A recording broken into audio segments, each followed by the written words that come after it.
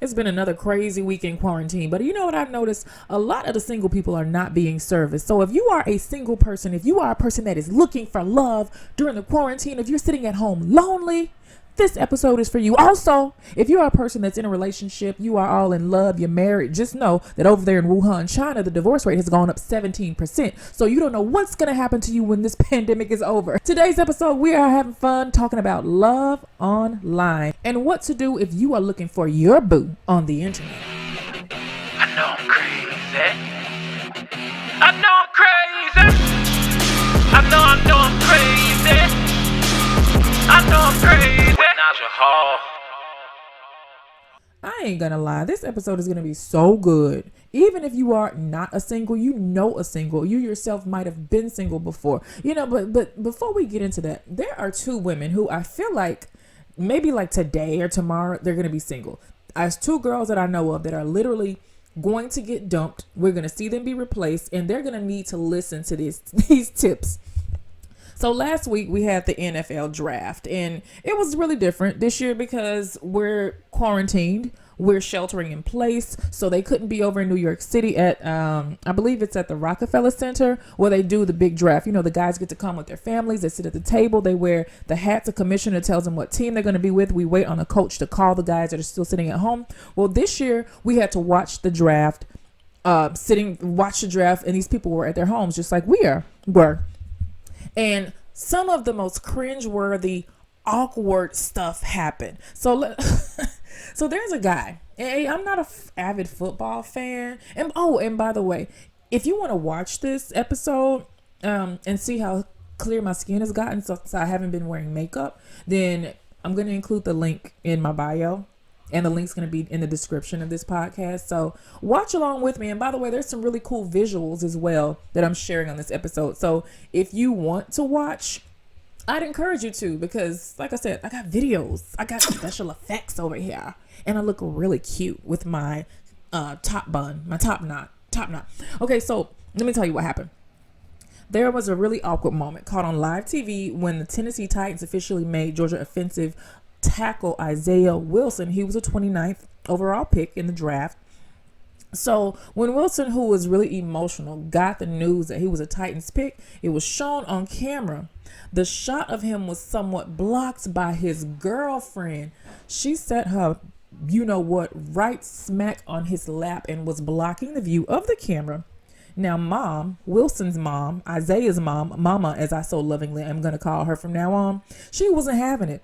She was not having it at all. So she tapped the girl on her shoulder one time. The girl didn't move. Then she kind of shrugged her. Then you know what? She just kind of picked her ass up and moved her to clear the shot.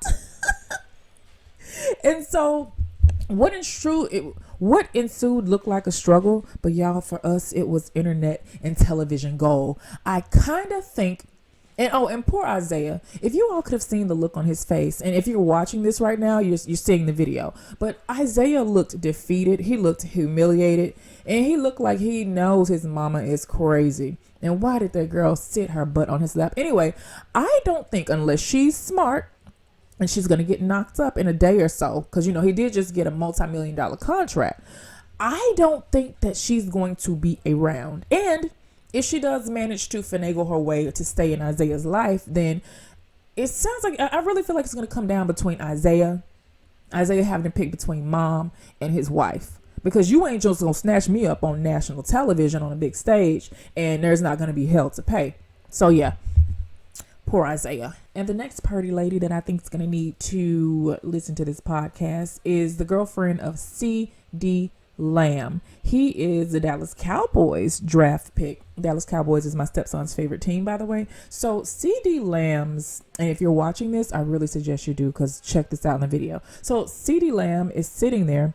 His family looks like Mom is right there, girlfriend, other people. And the new Dallas Cowboys receiver was sitting next to her. Crimson Rose is her name. When she grabbed his phone as he was talking to the Cowboys on another phone. So without missing a beat, Lamb snatched that phone right back. And did you all see how his mother looked?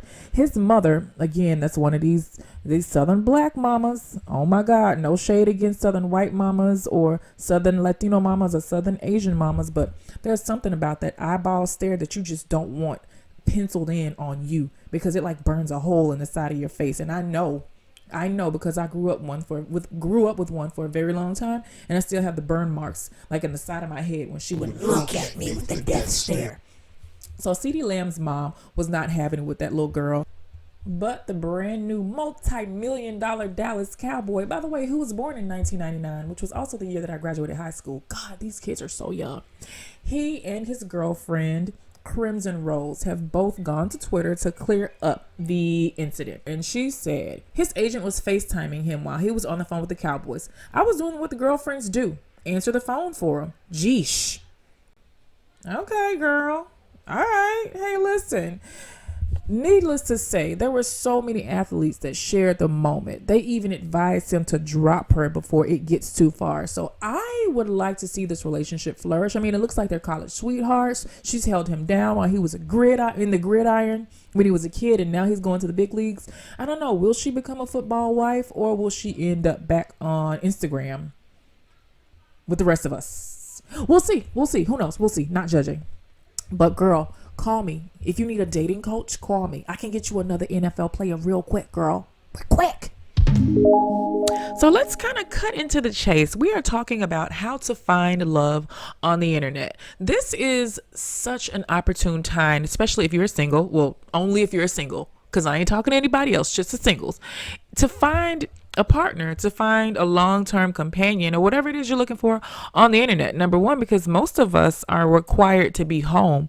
So this eliminates quick hookups unless you like living on the edge and you're going to break your social distancing just to meet a healthy or unhealthy stranger that you've met on Bumble or Tinder or on one of these other dating websites that I'm not going to name because they ain't sponsoring this. So the point being is, this moment that we're in right now, when we are isolated from one another, really only gives us the opportunity to get to know prospective partners. You get to know their habits. Do they communicate the same way that you do? Do they not text you back on time?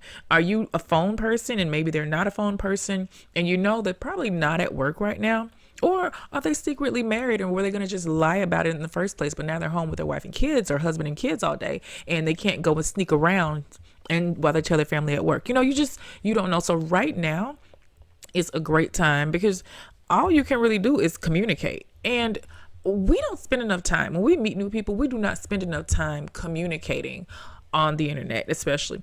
And I know there's a lot of people that think, oh my God, internet dating is dirty, it's scummy, I don't like to do it. All the people on there are liars and cheaters, and they don't look like their picture. Well, girl, whatever.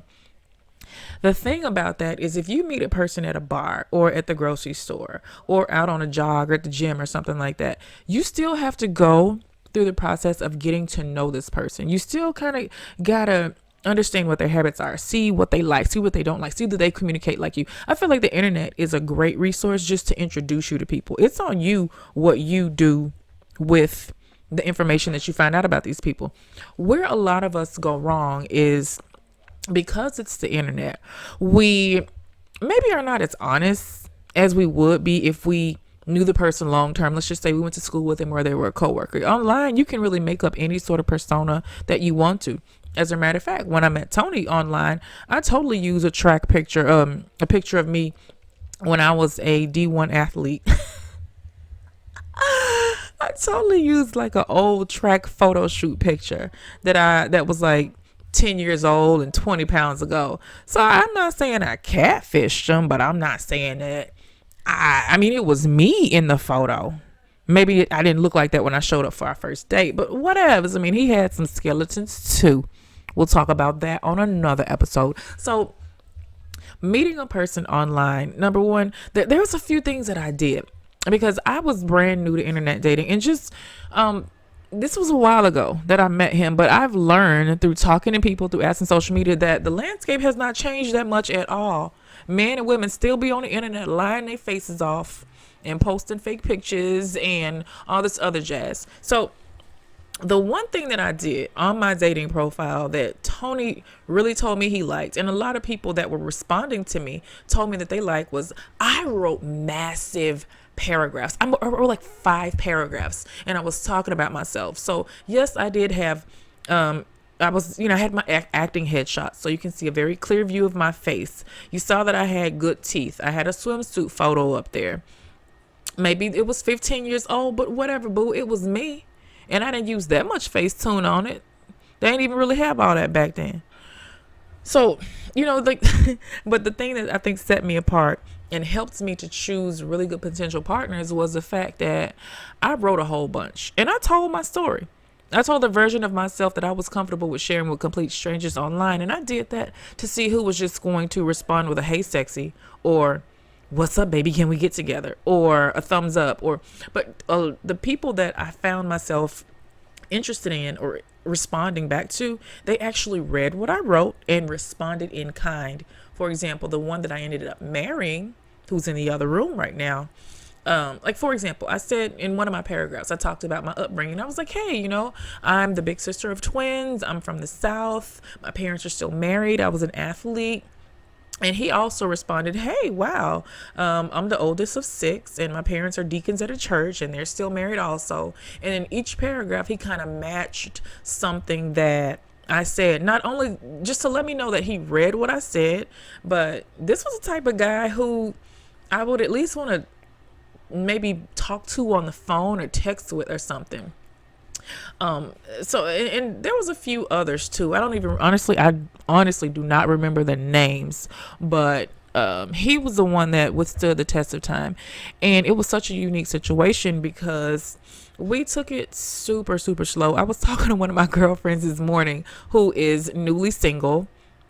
And that's kind of what prompted me to do this whole podcast for singles, is because she was like, Naja, what made you know that Tony was the one? So after we had gotten offline, we moved from email to text message to phone call to meeting. So I was really methodical with my whole online thing. I wasn't about moving fast. I mean, I wasn't in a hurry or anything like that. And so it was, I wasn't thirsty. I wasn't like, oh my God, let me meet a guy today on Tuesday and go out with him Thursday. No.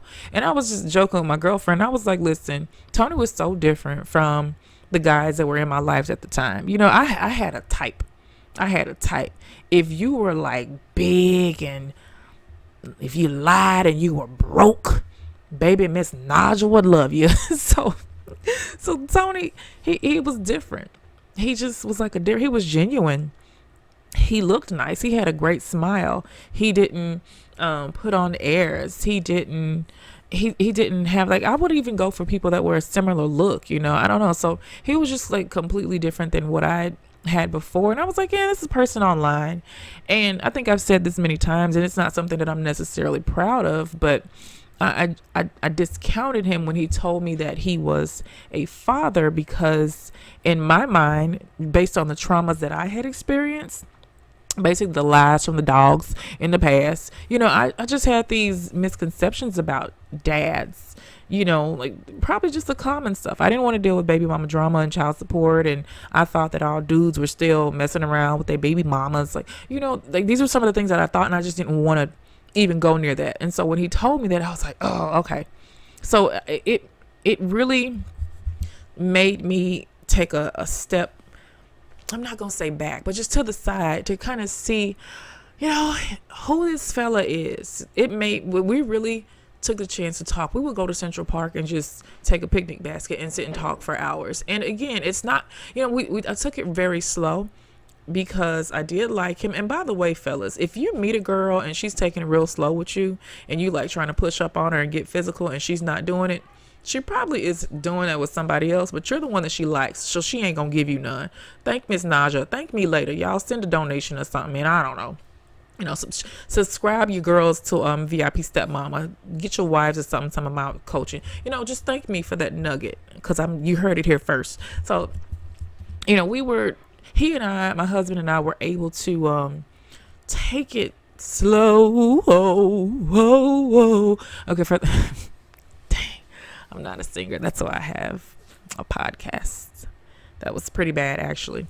And it helped me to get to know him. And so this is why this is such a special time right now, because you out there that you're probably exhausted from online dating. I'm about to go over the few types of people that are online, by the way, so you can know who to avoid. But you're probably exhausted from online dating. But I just want you to know, please do not give up, because this is your opportunity to really get to know a person. Now, if you are the problem, if you're the one that's wanting to rush and meet people and get into an Insta relationship in 2 weeks, this podcast ain't for you. But if you're a person that's actually looking for a partner, then boom, keep listening. So there's a few type of daters. There are a few type of people online, and I'm going to go over the guys first. So for women, if you listen to this, there's 3 or 4 types of guys on the internet, on these dating sites. The first one is a dude that is going through like a heartbreak. He has just been broken up with, or he's going through a breakup of some sort, and he wants you to rescue him from the big bad wolf, meaning he has 1 foot out the door but still 1 foot in the door. But if he meets a good girl, then he would commit to her, because he's not used to being alone anyway, so he'll kind of just jump from her house to yours. You got that guy. Then you got the Mr. Hey, what's up? I'm new in town. Can you show me around?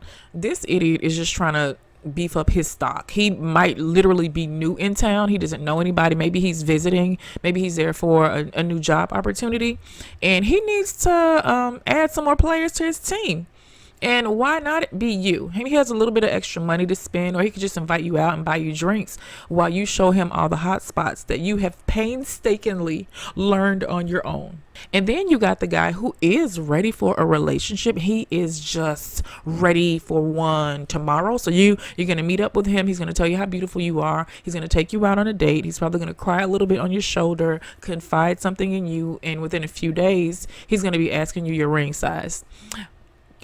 Just a note to you guys, he's probably a narcissist and he's love bombing you. So don't fall for that okie doke. And the last type, number 4, is a dude who literally just wants to hit it. He wants sex. He wants physical intimacy because he is so afraid of vulnerability. However, he knows how to position himself as a guy that wants love, and he might be open to that with the right woman. Girl, bye. Listen, so those are the 4 types, okay? So I thought, instead of me telling you all the 4 types of women that you would typically find on a dating website, because I didn't go look for women, I called in the fella that found me on a dating website.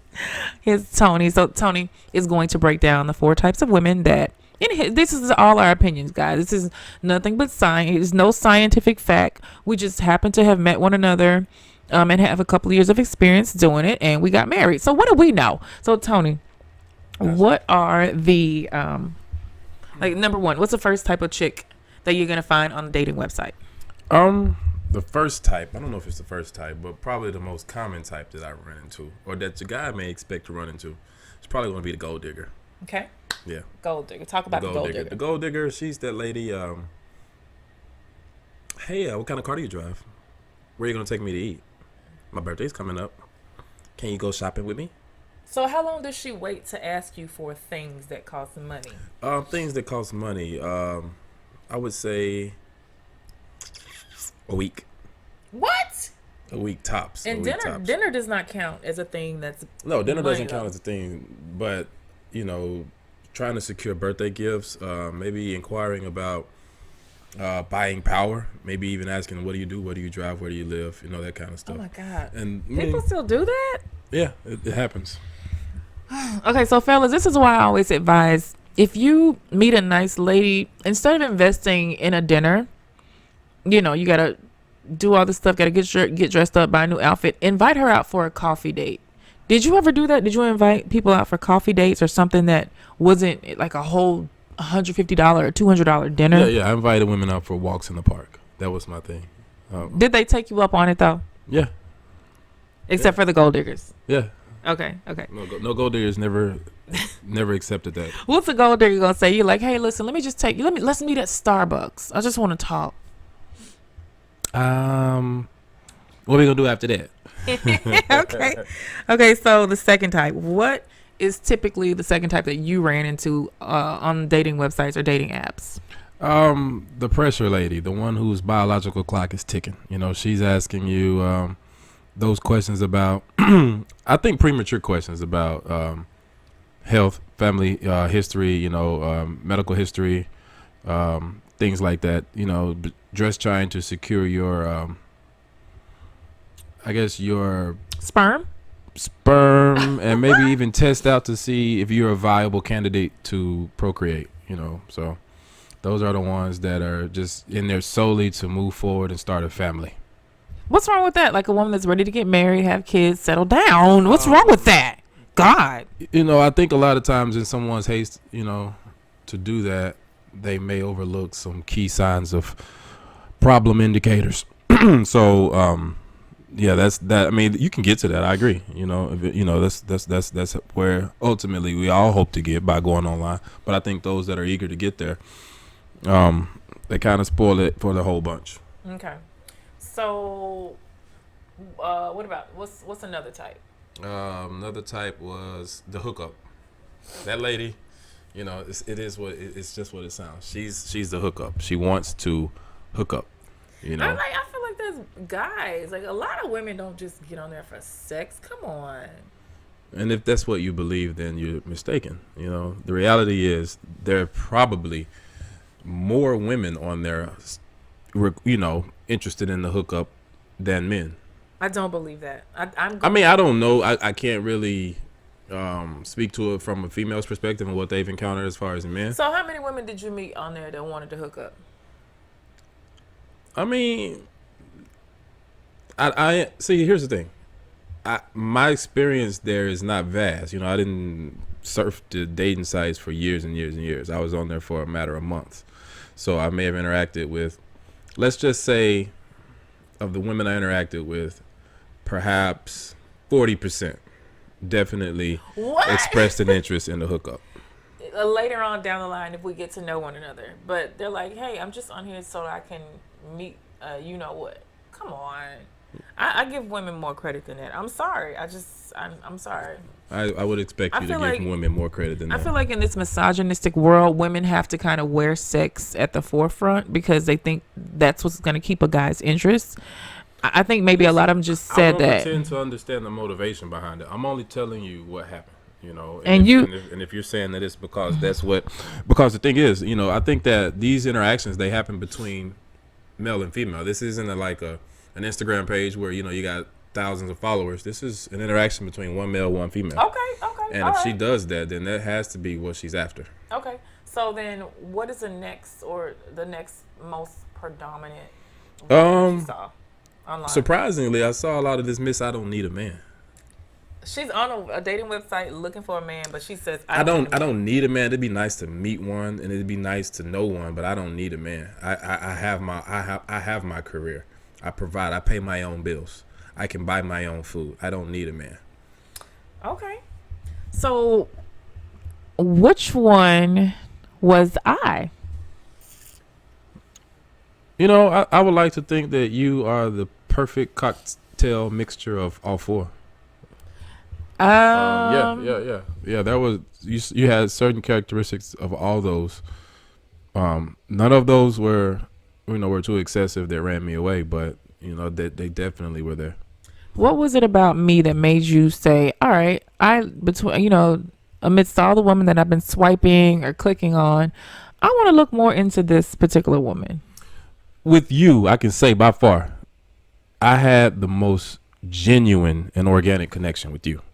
Now, that's not because, here we are, going up on 4 years of marriage, but in the very early stages of our online interaction, you were able to hold my interest. It wasn't one of those things where it was a very, a lot of those interactions can be very routine, where you ask the questions about where do you live? Okay, and what do you do? Yeah. Oh, what movies you like? What's your favorite color? It was way, way, way deeper than the whole surface thing that we get into. So for me, that's what it was about.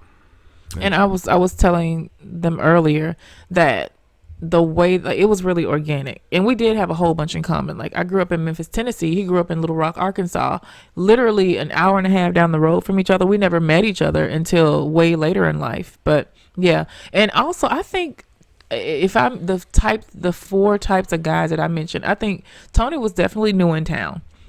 He'd not been living in New York for that long. which is probably why he was on a dating website, so he can up his stable of women, up his team. What do you his roster? He could up his roster, and then he was out of a relationship, not too long out of like a situation. So I think he probably is one of the two. He wasn't Mr. Oh, I just want to move real fast. He definitely was not Mr. I just want sex. But I think he was probably a combination of the other two, Mr. New in Town and Mr. Out of a relationship. But I didn't have to save him from a relationship. So that's the only difference between that. I agree. Yeah. And also one of the main things that was different about me during that period of time. About him. I had a fresh haircut. Okay. and shave. So everybody, this is quarantine. Everybody right now is looking kind of busted. Nobody has a haircut. Boo. Thank you, babe. Give me a kiss. Thank you. For this segment of Ask Naja, of course, it's going to be about dating. I had a lady named Ladybug. So she wrote in to ask me a specific question about online dating. I just saw your post about helping a single gal with her dating profile, and I had a question for you. Are you currently doing any possible matchmaking or anything like that? I currently have a few dating profiles I just updated a month ago to start completely over with online dating. So far, no luck in matching with any guys who are interested. I mean, I've matched with a lot of guys, but I'm speaking overall quality. Great conversation, consistency, connection, attraction. Also, I'm referring to the guys who have messaged me first because I rarely message first. Any tips? Okay, Ladybug. So the first thing is, why don't you message these guys first? You see, in the real world, we are out somewhere with our girlfriends or we're by ourselves and a guy spots us or we spot him. And it's really... we've been taught traditionally that it's up to the fella to make the first move. Well, in online dating, I feel like it's a little bit different. If you swipe and like or send him a heart, then you're letting him know that you're interested. It's just like when you're out at the club and you give a slight wave or you make a longer than usual eye contact or you smirk a little just to let him know that, hey, it's an invitation for you to come over and pursue me. I don't think there's anything wrong with you saying hi. It's the internet. It's a lot different playing field. I kind of feel like we as women have an advantage actually, because fellas, whether on the internet or in real life, at a certain point they know that they're going to have to move over to start pursuing us. So first and foremost, girl, you better say hello. You better open your mouth and say something. Also, you asked, was I currently doing any matchmaking? Not right now. That's why I'm doing this podcast though, so I can give away all my tips on what everyone needs to do to find a love match, especially since you're home, you're quarantining like that. And I'm so sorry that you've not had any luck, but let me see. You said that you've matched with some guys, but overall you're looking for four things: great conversation, consistency, connection, and attraction. I can assure you, Ladybug, that is out there. You can find a fella with those four qualities. You absolutely can. All right. So I asked Ladybug to send me over some questions because I would be happy to answer them. So the first question is, I have been single under 2 years and I'm currently on the dating scene right now virtually, but having trouble matching with quality men. How can I increase my chances of meeting high value men to date and connect with? It's all about your profile. It's all about your photos. So you got to have a good face photo. You want a photo with absolutely no picture in it. Guys don't want to see, they know that we run in packs already. They don't want to see all your homegirls and your cousins and your aunties and your kids and your dating profile. They just want to see you. They want to see your face. They want to make sure that you have a pleasant smile. And play up something that's awesome about you. Maybe you have a beautiful, voluminous head of hair. Maybe you have a voluptuous figure. Maybe, just something about yourself. Maybe you have beautiful eyelashes. Whatever it is about you. Maybe you have that little freckle right here that makes you like ultra cute. Whatever it is about you, make sure you have one photo that shows your face. And I mean, not your LinkedIn photo. Your LinkedIn photo, you're trying to get hired. You're trying to get something different on this dating website. And so then you're going to need I hate to put it like this, but you're going to need something to show your physique. If you are a fitness model, if you're a curvy girl, if you are a heavyweight, if you are a thin sister, then go ahead and put that out there.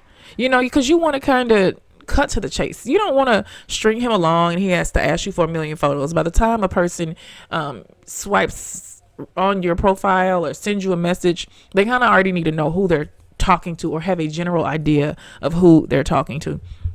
Also, I mentioned before, but this is so important to say, photos that are close up and that show you are most important. If you don't post a picture of when you were in the psych ward.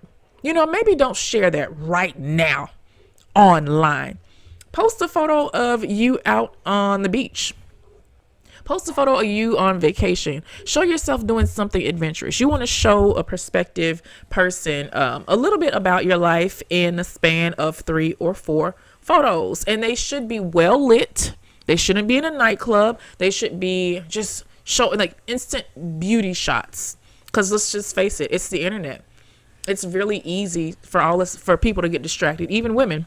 And for fellas, I would say the same thing. The same advice that I'm giving Ladybug. Fellas out here, I want you to do the exact same thing. Show your face, show your teeth. We want to see only photos of you by yourself. Show that great quality that you have. We don't necessarily need to see shirt off pictures because that kind of eludes that you're either a juice head or you're some sort of Guido or you're in the gym all day and you ain't got a real job. Show us a professional headshot too, fellas. I wouldn't be upset with a man showing that because, I think a man posting a professional headshot that shows that you have a career, that shows that you have a suit and having a suit. And this is, hey, it's simple to make this connotation. So having a suit means you either go to church or you got a job, both great things, or the mosque or whatever it is that you practice. All right. Ladybug's question number 2 is, she says, living in the city that she lives in, no need to say the city. I feel that the chances of meeting a quality man are very slim, but I could be wrong. Am I supposed to be trying to meet men outside of my city limits? Should I expand my dating pool options and be willing to date long distance if I'm looking for true connections, or should I stick to local men? Now, I think to broaden your chances, you're going to have to broaden your search. I don't know if you grew up in the city that you're currently living in, but you know how this is with 6 degrees of separation. Like somebody knows somebody's cousin. I don't think there's anything wrong with you going outside of your city limits. Go over to the suburbs, even expand to 45 minutes away. And maybe, just maybe, if you never know with love. I don't like people limiting themselves to the people that are just within a 50-mile radius. Because what if your soulmate is 51 miles away? Or what if he has not changed his dating profile yet and he lives in San Francisco and you're in Ohio, but he just took a job there? So on one hand, if you are looking for immediate results, then yeah, you're going to want to find people closer to you. But then you said that you ain't really been having no luck with the local busters. So yes, expand your horizons. You never know. You might meet Mr. Right and he lives way far away from you. Maybe it's time for you to get out and see some different stuff. So yes, take your behind out. Take your butt out of there. All right. And so another question that you had, Ladybug says, I love a romantic man. Even during COVID-19, I believe that there are many ways for men to be creative and display effort while getting to know a woman. But I also lose interest quickly. Lately, I've only been approached by men who won't initiate romance during coronavirus pandemic. What makes a guy want to be romantic and hold my attention, still in a sense of courting a woman while we're getting to know each other during the quarantine? I think that this is the most opportune time for us to get to know other people. We see so many people doing live videos. We see celebrities coming out. People are really showing their true colors and bearing it all. Heck, I'm over here with no makeup and just chilling. We understand the state of the world right now. Now is not the time where we're putting on pretenses. Fellas, if you're, here's some advice to you. Yes, we have to stay 6 feet away from a person. So what you do, if you meet a lady that you're interested in, then ask her for her phone number. Don't ask her for Snapchat. Don't ask her for her TikTok. Just go straight for it. Pick up the phone and have a conversation. This way you can see, do you communicate the same? Can she speak well? You too can see what your living environment is like, because sometimes people are very easily distracted by their living environments because they live with their spouse and they don't need to be online dating right now. This is really the time for you to see what you could potentially be getting into and how you communicate. And I've seen a lot of people doing this, and it's so cute. They're going on quarantine dates or going on Zoom dates. So what you would do is you would send the lady a food order, Grubhub or whatever it is, and you two would literally look at each other while you're eating your meal together. That is so sweet and romantic. Or what you could do if you want to take it even further. Yes, we have to stay 6 feet apart. But what if you put on your mask and your gloves and you all met up at the park? She sat on this park bench over here and you stayed 6 feet away over when that went over there. And you guys talk to one another from a distance. This is literally the perfect time to fall in love because you don't have a choice but to talk and get to know one another. And remember when we were kids, remember when we were in high school, we stay on the phone all night with a person and we literally learn everything about them before it had a chance to go there.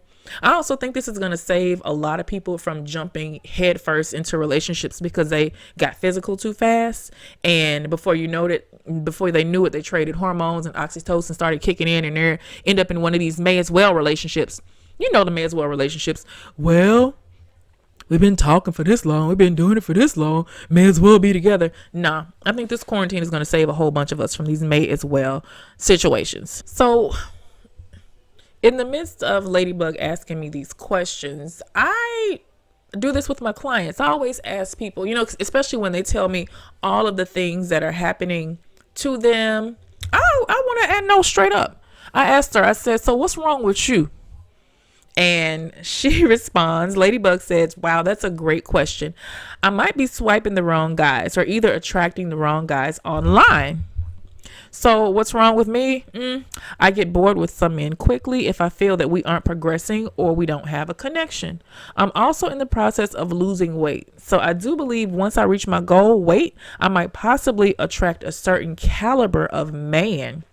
So I would say my weight might be a factor in the men I choose. I might have too high expectations. Oh man, Ladybug. So basically what you're saying is you don't think that the type of fella that you would want you because you are heavier than what you would like to be. Ooh. I think that the type of fella that you would want wouldn't be attracted to you because he can kind of smell the lack of confidence on you. He can sense that you feel like he is out of your league, and men will think really quickly that they're doing you a favor, which is not always the case. Because I know a lot of big, bold, beautiful girls that will stomp in a room and stomp a man's heart out in a second and not think twice about it and have tails wagging behind her. So let's just say you never lost another pound. Let's just say you meet Mr. Right, who you are right now. What you just told me is that you're probably going to pass him up because you don't see yourself as beautiful on the outside as what you project. So let's look at some of your photos. Let's look at some of your pictures. Okay, I think you're beautiful. I mean, if you want to lose weight, that's a personal choice. I'm a firm believer that, honey, we all about a cheeseburger away. So I'm looking at your photos. All right, and this one right here, you're looking down at the ground. This outfit is great because it shows you off, but you're looking down at the ground and you're not making eye contact with the camera. I don't really feel like in our dating profiles we have enough room for abstract art and not looking away or doing that Drake side eye pose. Don't do that. Just look straight at the camera. In this next photo that you sent me, you have, what do you call this thing when your eyes glow? What do you call that when your eyes glow? Yeah, like cat eyes or ghost eyes. Yeah, that's my stepdaughter helping me right now. So yeah, you call that. And so you have the cat eyes in this dress that you have on. It's cute, probably for work, but not in an online dating profile. Also, there's a major glare of your face. Basically, the photo quality is not that good. In this next photo, you look like you are somewhere extravagant. I don't know if that's the Eiffel Tower behind you, but it's cool that you're showing the scenery, but I can't see your face. And looking at these, oh my God. And then this next one, your head is back You have on a hat, can't see your face at all. So these photos are not really good descriptors of who you are. Like I would not be surprised if the fellas that you're meeting online are saying, hey, do you have another photo, or can we FaceTime? Because I honestly, if I saw you in the street, I wouldn't know who you were based on these photos. And then we have this last one right here. Again, you have on shades. Your hair is beautiful here, but I can't see, your eyes. Remember, it's so important. You want an instant connection. Like I said, beautiful face shot, head shot, boom. Then you want them to swipe to see the figure. And then you want them to swipe again and see an action shot. And then you swipe again and maybe you doing something else. So yeah, this is the profile is what we got to show who we are. Okay, so I hope that helped, Ladybug. So that's it. I know it's a lot. I know it's a whole lot, but I know for a fact this episode is going to help you all find love. I know you're going to go into your online dating experiences in the know now.